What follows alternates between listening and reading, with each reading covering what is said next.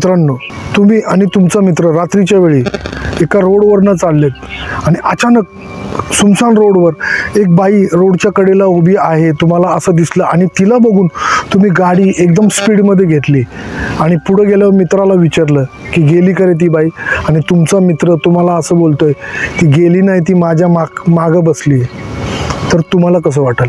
मित्रांनो, अशीच एक घटना सिंहगड रोडला घडली होती. सिंहगड रोडला जो एक्सप्रेस हायवेचा पूल आहे, आपण एक साईडला नरे आंबेगाव या साईडला जातो आणि सरळ जो रोड आहे तो धायरीला जातो आणि त्या ब्रिजच्या इथेच एक कॅनलचा पूल आहे, कॅनल लागतो, तिथली ही घटना आहे. मित्रांनो, दिलीप आणि आकाश हे एका पूजेला आले होते आणि त्यांना तिथं रात्रीच्या पारी भरपूर उशीर झाला. त्यांच्याकडे पल्सर गाडी होती.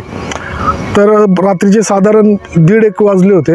हे दोघं जण त्या गाडीवर रात्रीचे 1:30 वाजता जिथं पूजा होती तिथनं निघाले आणि सुमसान रोड, आता 1:30 वाजता एवढं कोण नसतं.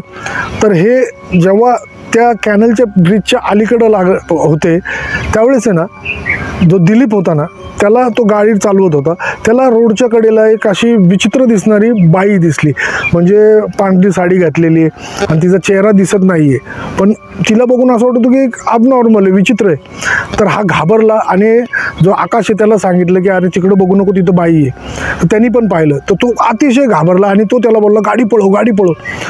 आता ती बाईच्या समोर आले, हे ती बाई अशी समोर आणि हे तिच्या समोर न गेले. त्या बाईने फक्त एक किंचाळी मारली, अशी आपण बोलतो ना असं काहीतरी केलं.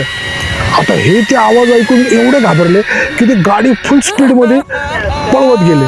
आता त्यांनी काय केलं की तो ब्रिज वगैरे क्रॉस केला, धायरीच्या अलीकडं तो लागला.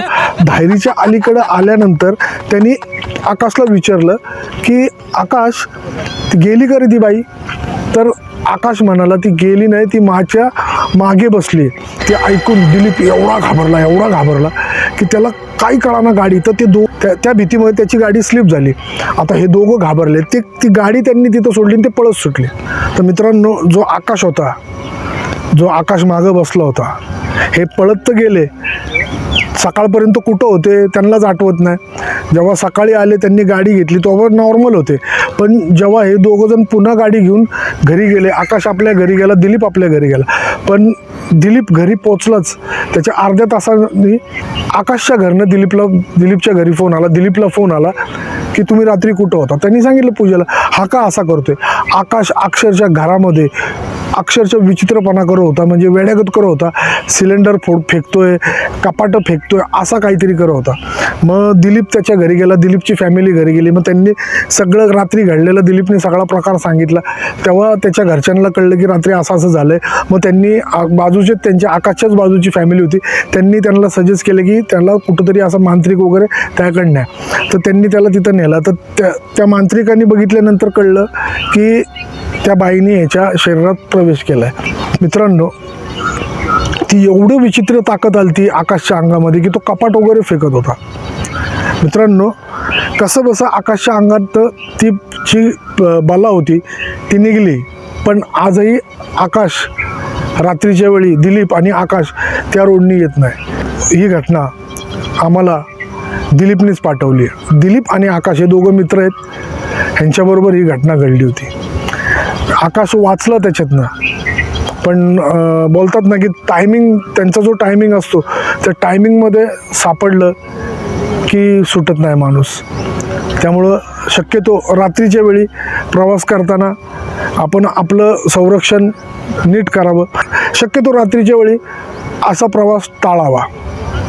मित्रांनो, हे जिथं गेलते तिथं यांनी नॉनव्हेज खाल्लं होतं. कदाचित त्या नॉनव्हेजच्या वासाने का होईना त्या बाईच्या रिंगणामध्ये अडकले, त्याच्यामुळं हे प्रकार घडला. मित्रांनो, आज आकाश आणि दिलीप ह्या घटनेला आता 12 वर्षाच्या वर झालेत. मित्रांनो, आजही ते दोघंजण त्या रोडने रात्रीच्या वेळी जात नाहीत. तो दोघं एकत्र असू किंवा नसू, पण रात्रीच्या वेळी त्या रोडने जात नाही. मित्रांनो, अशाच मिस्टिरियस हॉरर घटना ऐकण्यासाठी तुम्ही आमच्या चॅनलला नक्कीच सबस्क्राईब करा. आणि तुमच्याबरोबर, तुमच्या मित्रांबरोबर, तुमच्या फॅमिलीबरोबर अशा काही घटना घडल्या असेल तर तुम्ही आम्हाला शेअर करू शकता. डिस्क्रिप्शन बॉक्समध्ये माझ्या इंस्टाग्रामची लिंक आहे, त्याच्यावर तुम्ही आम्हाला पाठवा, आम्ही नक्कीच पब्लिश करू. धन्यवाद.